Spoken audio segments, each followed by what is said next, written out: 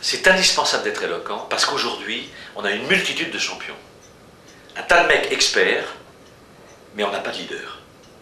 C'est-à-dire que le champion, c'est celui, quand il s'exprime, il lâche tout le monde, on piche que dalle, on lui accorde effectivement crédit sur sa force intellectuelle quant à la matière qu'il traite, simplement personne n'a rien compris. C'est le mec qui finit le tourmalet tout seul, et les autres, ils arrivent 2 heures plus tard.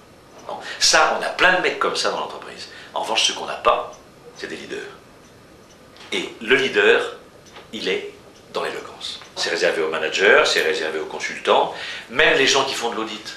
Un type qui fait de l'audit, il mène un entretien d'audit, il doit être éloquent dans sa façon de mener son entretien. Alors qu'il est pianissimo, il n'est pas grandiloquent, il est éloquent. Il y a des silences éloquents.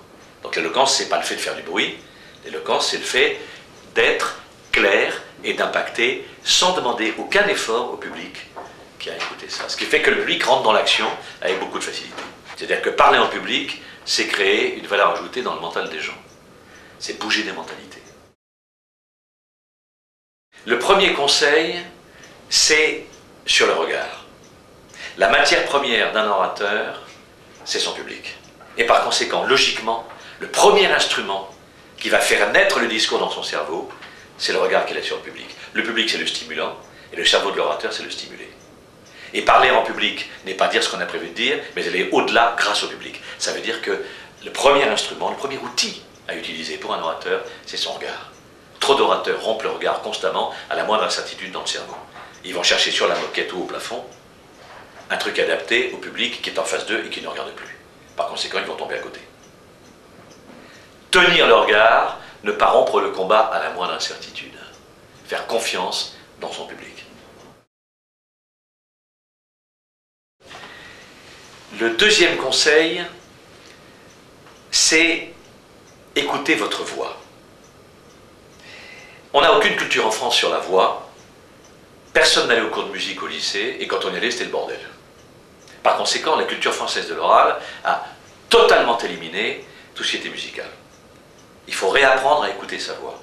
Et si, tout en parlant en public, ce qui est parfaitement possible, on a le souci d'écouter la voix dans sa beauté, Cicéron a dit, l'orateur doit vouloir une belle voix.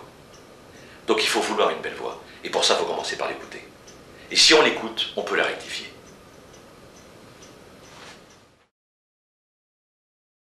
Le troisième conseil, il est au niveau de l'idée qu'on se fait de sa propre parole. Il faut accepter de vouloir devenir un orateur.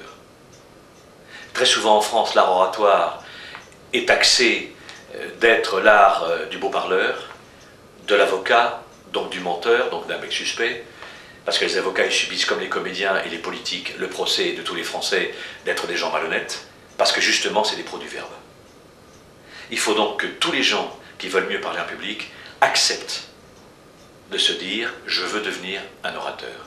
Et être un orateur, c'est un travail qui consiste à transmettre des idées en les respectant, à des publics en les respectant aussi. Être un orateur, c'est un art du service. Il faut concevoir dans sa tête de vouloir devenir un orateur, sans avoir honte. Sinon, on ne sera jamais éloquent.